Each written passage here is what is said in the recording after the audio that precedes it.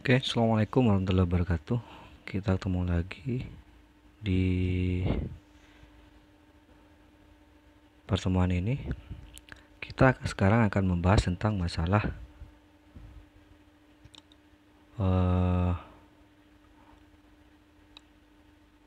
hukum biosafat.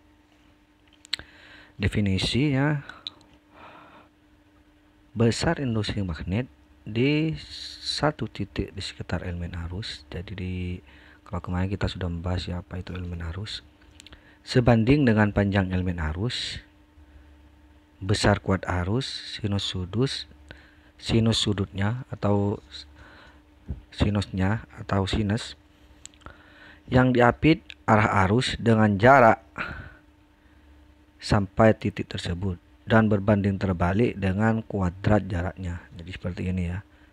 Ada theta, ada B, ada K, ada I, ada delta L dan sinus theta dan R. Kalau secara sekilas berarti di situ kan ada elemen arusnya, ada magnetnya, terus ada panjang, ada jari-jarinya. Kalau didefinisikan secara gambar mungkin seperti ini. Nah, ini secara gambar rumusnya ini. Dengan K adalah tetapan di dalam sistem internasional. Wah, K itu pasti nilainya itu adalah 10 pangkat minus 7 Weber per AM. Vektor B tegak lurus pada I dan R. Jadi arah vektor B itu tegak lurus pada I dan R. Arahnya dapat ditentukan dengan tangan kanan. Seperti halnya minggu kemarin kayak sudah dibahas untuk masalah tangannya. Jika I sangat kecil dapat diganti dengan DI. Mungkin di gambar ini ya. Wah, minggu kemarin itu. Jangan sampai lupa lagi ya.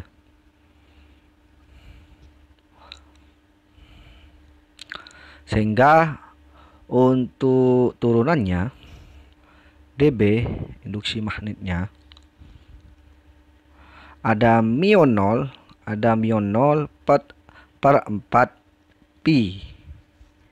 Jadi 4 pi itu adalah wadahnya ya. Sedangkan wadah di situ kan lilitan, berarti kan lingkarannya. Dikali I delta L sin theta per L kuadrat. Persamaan ini disebut dengan hukum Ampere. Ini jarang masuk ya, persamaan yang ini jarang masuk, tapi persamaan ini sering kita gunakan.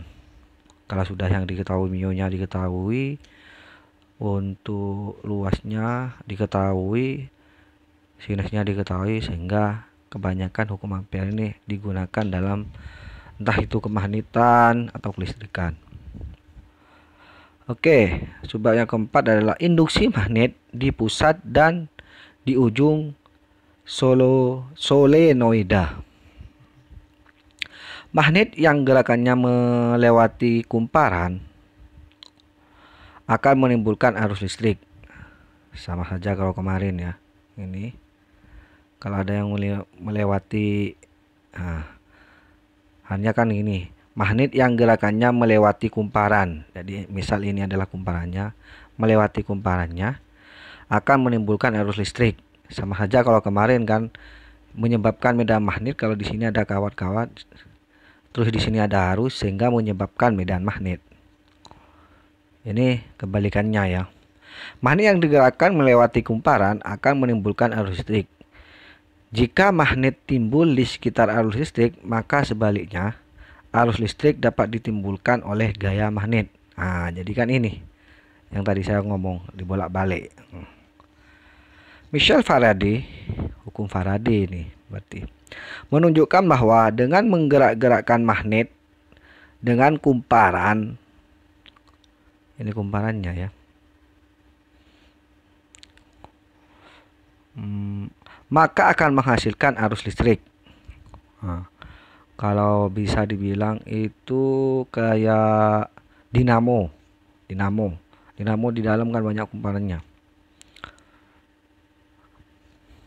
Arus listrik yang timbul dari hasil gerakan magnet ini disebut arus induksi atau arah arus induksi bolak-balik. Kayak dinamo itu kan dalam lilitannya ada kumparannya, ada magnetnya.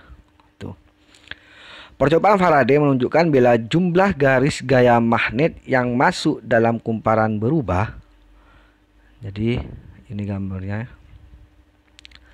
Maka pada ujung kumparan timbul gaya listrik atau GGL. Gaya gerak listrik tersebut disebut GGL induksi. Jadi masuk ya. Gaya gerak listrik induksi adalah timbulnya gaya gerak listrik di dalam kumparan yang mencakup sejumlah flux garis gaya medan magnetnya. Jadi kita langsung di sini.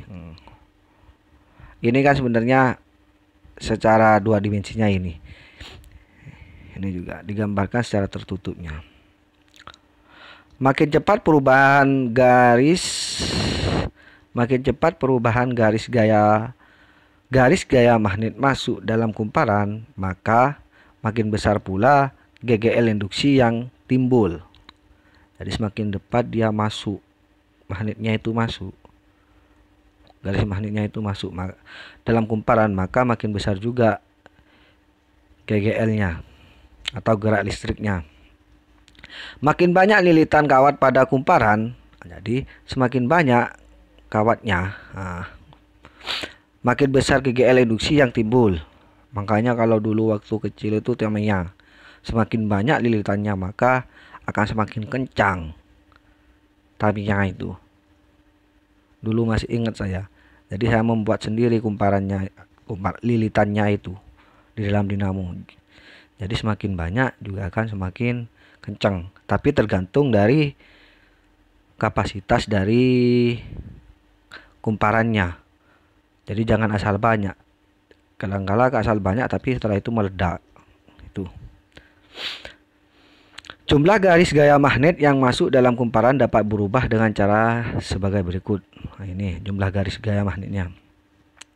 Yang pertama itu menggerakkan magnet batang keluar masuk kumparan.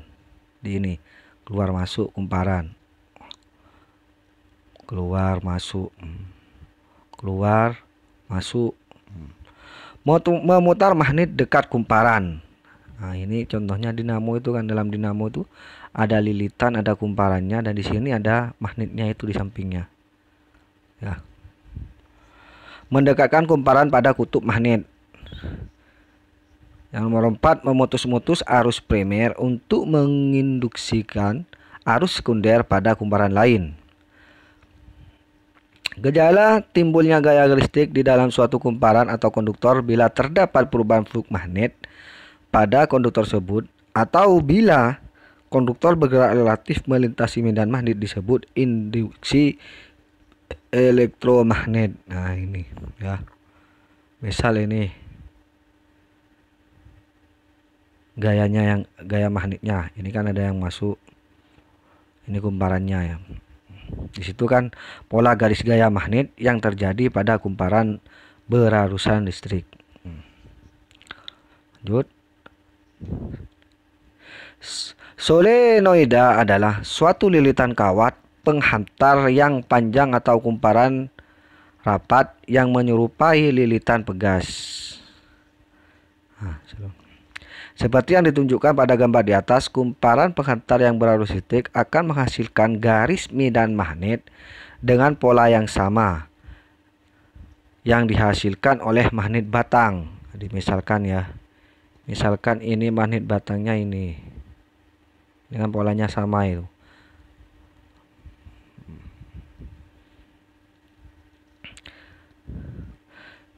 Jika panjang solenoida L, kita asumsikan L, dan terdiri dari N buah lilitan, beberapa banyak buah lilitan, jumlah lilitan untuk setiap satuan panjang menjadi N kecil sama dengan N, dan dari jari-jari kumparan adalah A.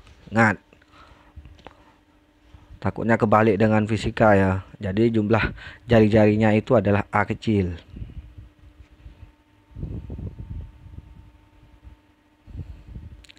Induksi magnet pada ujung solenoida ini sudah ada rumusnya bahwa B sama dengan μ 0 kali I kali N. N-nya itu tadi lilitannya, dan I-nya arusnya, dan L-nya solenoidanya. Induksi magnet di tengah solenoida, di ujung dan di tengah-tengah ini diukur ada μ IN per L. μ sehingga menjadi μ IN. Pak, L-nya kok kemana Pak? Kok hilang? Karena di situ kan di tengah-tengahnya. Misalkan ini ada 1 sampai 2L. Karena di situ di ujung-ujungnya, maka di situ dikatakan 2L. Sedangkan di sini tengah-tengahnya, maka dia dikatakan 1L. Oke. Lanjut, gaya Lorentz. Gaya Lorentz, jika arus listrik mengalir dari arah A ke B, ternyata pita dari aluminium foil melengkung ke atas. Misalkan ya, ada A, ada B. Jika arus listrik mengalir dari arah A ke B, ternyata pita dari aluminium, berarti ininya dari aluminium foil melengkung ke atas, berarti seperti ini.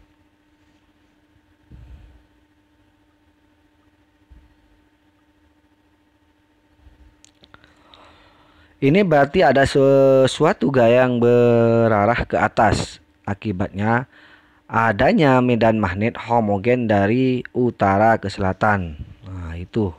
Kalau dia melengkung ke atas, ini alasannya ya. Ada medan magnet yang homogen dengan arah utara ke selatan. Gaya ini selanjutnya disebut gaya magnetik atau gaya Lorentz. Jika arus listrik dibalik sehingga mengalir dari B ke A, ternyata pita aluminium foil melengkung ke bawah. Sebaliknya, kalau tadi melengkung ke atas, sekarang melengkung ke bawah. Jika arus listrik diperbesar, maka aluminium foil akan melengkung lebih besar. Namanya jika kita menambah arus, berarti otomatis lengkungannya juga tambah besar. Ini berarti besar dan gaya Lorentz tergantung besar dan arah arus listriknya. Itu ya. Jadi semakin kita memperbanyak arus listrik, maka gaya Lorentz-nya juga semakin tinggi. Karena gaya Lorentz kita asumsikan adalah FL dan arus listrik adalah I, serta medan magnet adalah B, adalah besar vektor, maka peninjau secara matematis besar dan arah gaya Lorentz ini menghasilkan perkalian vektor cross product. Ingat, cross product berarti silang dari I dan B. Nah, perkaliannya untuk gayanya adalah arus listrik dikali dengan medan magnet dengan produk atau dengan cross product. Besarnya gaya Lorentz dapat dihitung dengan rumus. Kalau kita mau mencari gaya Lorentz-nya itu sendiri, karena di situ kan ada 3 sumbu, ada FL, ada B, ada FL, ada B, ada I. Maka otomatis itu pasti akan ada sudut. Sehingga rumus yang akan muncul di situ adalah FL I kali B sin theta, berlaku untuk panjang kawat 1 meter. Perhitungan di atas adalah gaya Lorentz yang mempengaruhi kawat tiap satuan panjang. Jadi jika panjang kawat sama dengan I atau sama dengan L, bukan I, L, maka besar gaya Lorentz dapat dihitung dengan rumus I kali L kali B kali sin theta. Artinya apa? Bukan seper, karena namanya panjang, berarti dia akan ngikutin dari arus, ngikutin dari medan magnet, ngikutin dari sudut yang muncul. Tuh, makanya dia tidak seper ya. Dari keterangan yaitu F itu gaya Lorentz, I kuat arus, L panjang kawat, B kuat medan, dan sudut antara arah I dan B-nya. Dari rumus di atas, ternyata jika besar sudut theta adalah theta-nya 90 derajat, maka arus listrik dan medan magnet I dan B saling tegak lurus. Saling tegak lurus seperti ini ya. Tegak lurus seperti ini. Jika T-nya 0, arus listrik dan medan magnet ini saling sejajar, arti sejajar seperti ini. Atau F-nya sama dengan 0 atau Watt tidak dipengaruhi oleh gaya Lorentz.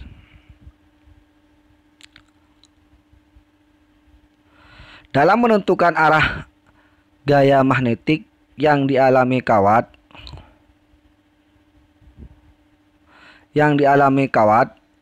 berarus listrik di dalam medan magnet dapat digunakan kaedah tangan kanan berikut. Jika telapak tangan kanan dibuka sedemikian sehingga keempat jari yang dirapatkan menunjuk ke arah medan magnet B.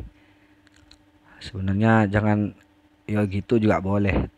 Pakai sistem kayak kemarin, tangan genggam juga boleh. Dan medan B dan ibu jari menunjuk ke arah arus listrik. Arah dorong telapak tangan menunjuk arah gaya. Jadi sudah jelas di sini gambarnya ya. Tidak saya perlu praktekkan karena di sini sudah ada gambar. Jadi arah gaya magnetik dengan kaedah tangan kanan menunjukkan A ibu jari arus listrik, yang B itu adalah F itu menentukan gaya magnetiknya dan empat jarinya menunjukkan B atau medan magnetnya. Tuh.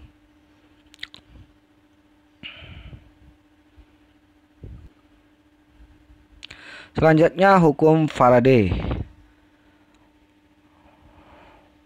Tuh sudah ada gambarnya ya. Itu digambar sebuah magnet yang akan bergerak masuk pada suatu kumparan yang telah disambung dengan galvanometer. Konsep gaya gerak listrik pertama kali dikemukakan oleh Michael Faraday yang melakukan penelitian untuk menentukan faktor yang mempengaruhi besarnya GGL yang diinduksikan. Dia menemukan bahwa induksi sangat bergantung pada waktu. Jadi masuknya induksi magnet listrik itu bergantung pada waktu, yaitu semakin cepat terjadinya perubahan medan magnet, GGL yang diinduksikan semakin besar pula. Jadi ada ketergantungan terhadap waktu. Di sisi lain, GGL tidak sebanding dengan laju perubahan medan magnet B, tetapi sebanding dengan laju perubahan flux magnetnya. Itu ada kata-kata dua ini. Mudah-mudahan Anda ingat. Seperti pada tampak hasil pengamatan, Faraday menemukan bahwa yang pertama itu pada saat magnet digerakkan keluar masuk ini yang digambar ini ya. Dalam kumparan jarum pada pada saat magnet digerakkan keluar masuk dalam kumparan, maka jarum pada galvanometer menyimpang, artinya tidak sesuai. Penyimpangan jarum galvano menunjukkan bahwa di dalam kumparan mengalir arus listrik. Oh, artinya dia bukan menyimpang, bahasanya kok menyimpang. Artinya dia menyimpang itu misalkan yang pertama kalibrasinya 0, dengan adanya medan magnet berarti umpamanya dia kedua atau ke 1 itu. Arus listrik seperti itu disebut arus induksi. Jadi yang masuknya medan magnet, keluar masuknya itu ada pergerakan, maka itu disebut dengan arus induksi. Yang C, arus listrik timbul karena pada ujung-ujung kumparan timbul beda potensial.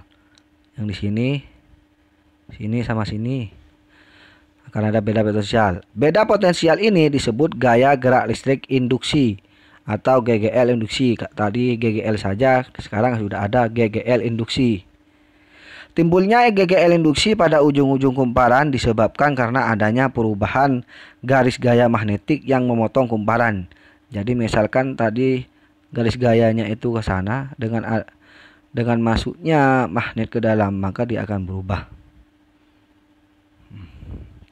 Hasil tersebut membuat Faraday menyatakan ini hasil penelitiannya, apabila terjadi perubahan flux dalam suatu solenoida, maka akan dihasilkan gaya gerak listrik yang sebanding dengan laju perubahan flux.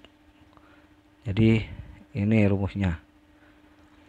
Jadi sudah ada di situ, ada GGL induksinya, ada banyaknya lilitan, ada fluk. Ini fluk ya, bukan theta ya. Kalau theta itu kan gini, kalau fluk itu gini. Dan ada delta T selang waktu.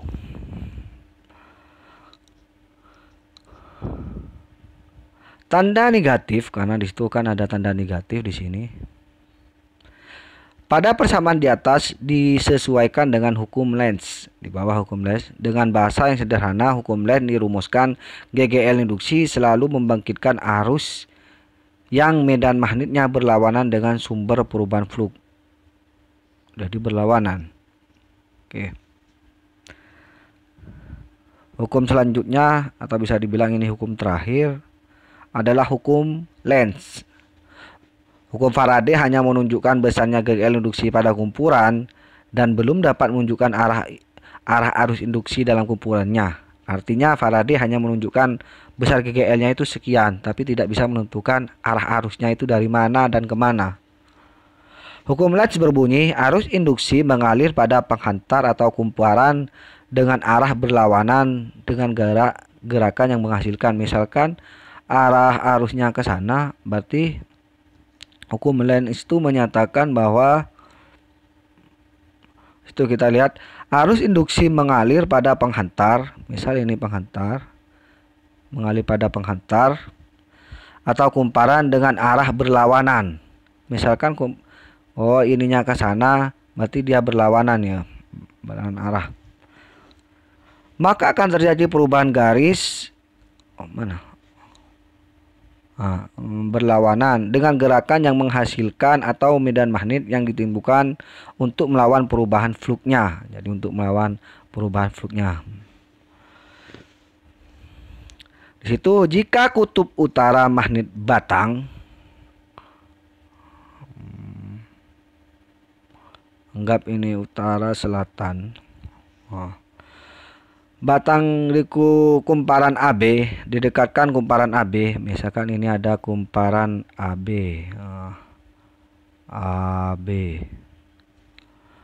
maka yang terjadi pertambahan garis gaya magnet arah BA yang dilingkupi kumparan. Jadi kalau misalkan yang I ini didekatkan ke sini, maka yang terjadi itu dia akan sebaliknya. Berlawanan. Sesuai dengan hukum Lenz, maka akan timbul garis-garis gaya magnet baru arah AB yang menentang pertambahan garis gaya magnet. Jadi ini bisa dibilang kayak seperti halnya meniadakan. Kalau tadi arah BA, sehingga hukum Lenz ini arah AB-nya. Garis gaya magnet baru, karena ada garis magnet baru kan, arah AB ditimbulkan oleh arus induksi pada kumparan. Jadi kalau tadi itu disebabkan didekatkan medan magnetnya, kalau yang berlawanan tadi itu, kalau yang ini arus AB yang baru itu karena ada arus induksi pada kumparannya. Jadi dari kumparan itu sendiri.